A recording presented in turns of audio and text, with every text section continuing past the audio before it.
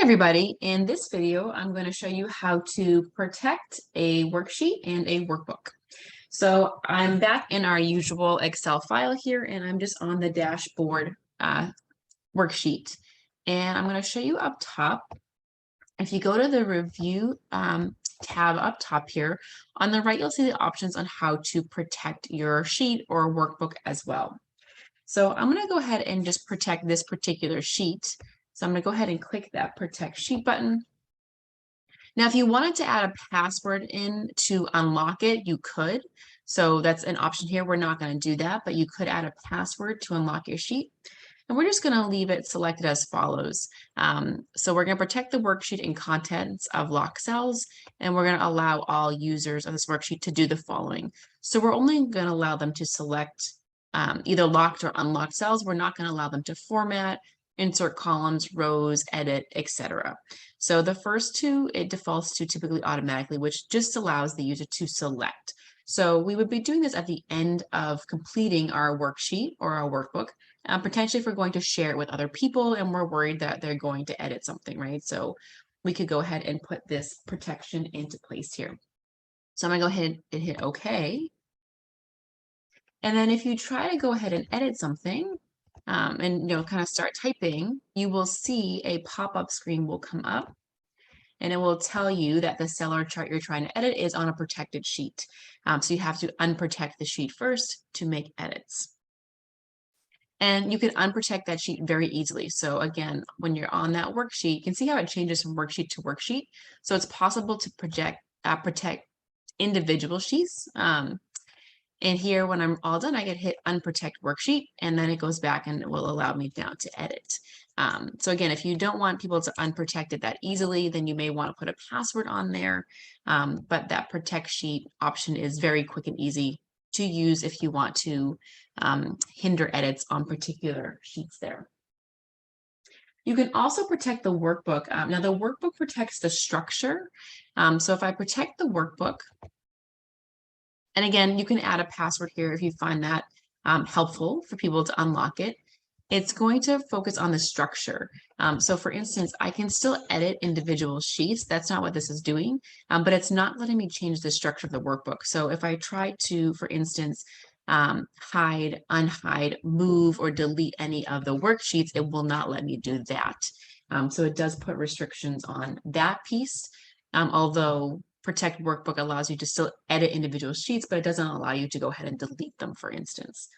So that is, again, another option you can do there. And if you want to go ahead and turn that off, again, you just unclick the structure box and it will go back. And now you can see if I right click, I have my options back again to hide or rename or delete, etc. So again, for the workbook, oops, you're just going to hit protect workbook. It's going to select structure. I don't want a password. I'm going to hit OK. That workbook is now protected. Again, when I right click, you're going to see I'm not going to be able to do much. I can't actually change the structure of the workbook, although I can still edit individual content. And then when I'm done that, I click it again. And you're going to unclick this structure button.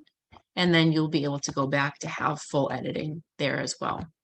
So those are some tips on how you can quickly protect a worksheet and a workbook. Now, you can also protect a worksheet and still leave some of the cells unlocked for editing, for instance. So I'm going to go ahead and do that.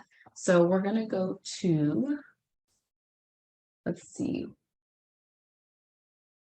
I believe I want my donors page here. Let's see. And I'm going to go ahead and select some of the cells here. So I'm going to go ahead and select cell C6 through C15, comma, I'm also going to select cell F5, for instance. Let's continue there. Nope, so let's try this then. All right, let's do my first piece here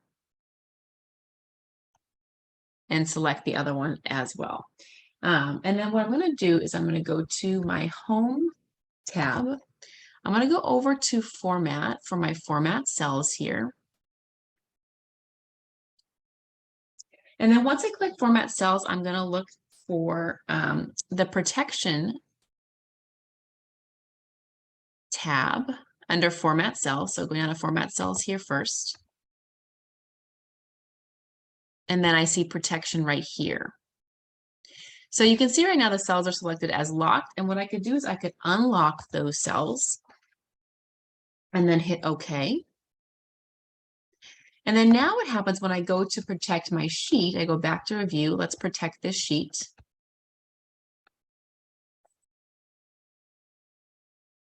I will be allowed to edit some things in this sheet. So let's say Jane, Doe, etc. But I can't edit everything, right? So if I try to edit cells that are not part of the ones that I have unlocked, let's see, that came up kind of funny. Let's try this again. Oh, there we go. So now you can see the error message. So if I try to edit cells that I did not just unlock, then it will tell you that you're on a protected sheet, excuse me. But it will allow me to edit those cells that I originally selected and highlighted as unlocked. So this is, again, a really nice feature if you have something that you want to share with others, but you want to maybe limit how much they can do. So I can protect the sheet and just leave certain cells unlocked that I would want my colleagues, for instance, to be able to enter data in. And of course, there's more that you can do here. So you can take this further as well and actually specify exact ranges. Allowing edit ranges will allow you to specify exactly which colleagues can edit which parts of the document. So you can actually assign different parts to different groups, whereas the features I've shown you just kind of work generally for whoever's looking at the document. But they're very quick and easy to use. So they're a nice way to, again, protect some of the work that you've done.